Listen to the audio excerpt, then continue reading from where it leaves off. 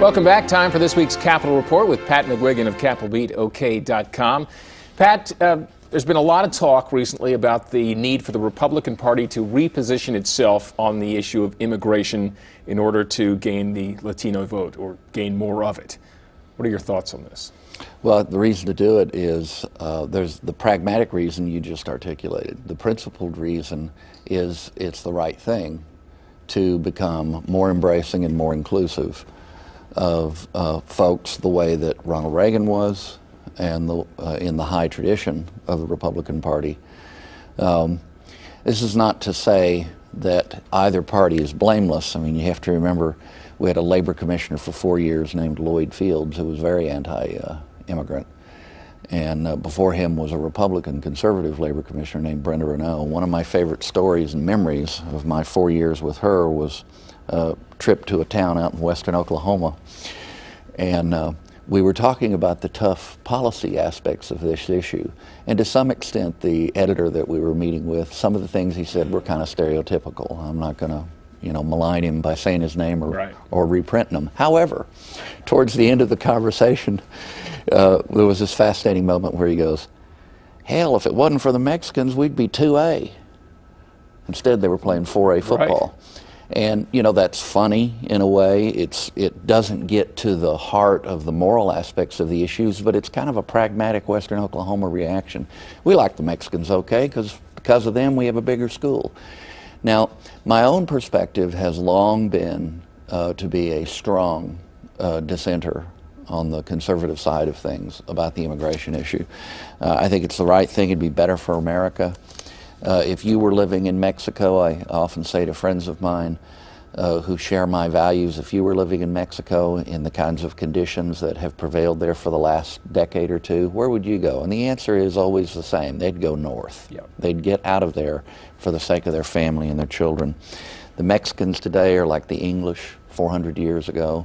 Jews fleeing pogroms in the 18th and 19th century. They're like the Irish of the 19th century, my people. They're like former slaves that came to places like Boley and Langston during the territorial days to find a better life. They're like the Hungarians in the 1950s, fleeing communism, and the Vietnamese in the 1970s and since, who didn't want to live under that kind of system. House Bill 1804 made a whole lot of people feel unwelcome in Oklahoma. It's not the best policy approach, and also even though the government has now said this is fine, it's the state doing a federal function. This needs to be a federal issue. We need to all seek a better way forward. Guest workers, transition to legality. There's lots of approaches that have been tried in the past. And whatever we do next time, I hope we combine it with enforcement of the borders, because I think that's legitimate. A sovereign country has that right to enforce its borders. But I hope we can move away from this the edge that we have right now in immigration policy, because it's the right thing to do, and it might have some ancillary benefits elsewhere in the equation. Let's talk about another topic this week. The Oklahoma Council of Public Affairs hosted an event at the Capitol about implementing a program called Safety Opportunity Scholarship. Tell us about the program. What's the potential benefit for Oklahoma? It's an interesting idea. It's really something vaguely like this already exists in Arizona.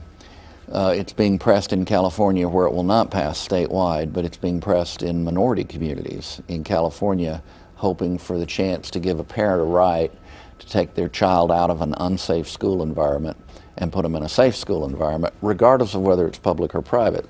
So it's an aspect of school choice. Now, the problem with current federal definitions, there is a theoretical right for your child to go to a safe school. The problem with the current definitions in law is that the threshold for getting to that definition of unsafe is 3 years of repeated incidents. And what this proposal from a woman named Vicki Alger of the Independent Women's Forum, a school choice advocate, this proposal leaves that decision of whether or not a place is safe to the parent. Now, what kind of numbers are we talking about? Only 6.6% of all schools, about 5,400 out of the 100,000 or so nationwide, have safety incidents, and the actual violent incidents are only 1.6%. But if you're in one of those schools, this is something you'd like to see addressed. So for the future, I'm hoping that this at least gets entertained and discussed at the legislature. All right, and you can read more about these and other topics at capitalbeatok.com. For Pat McGuigan, I'm Alex Cameron. Have a great Saturday.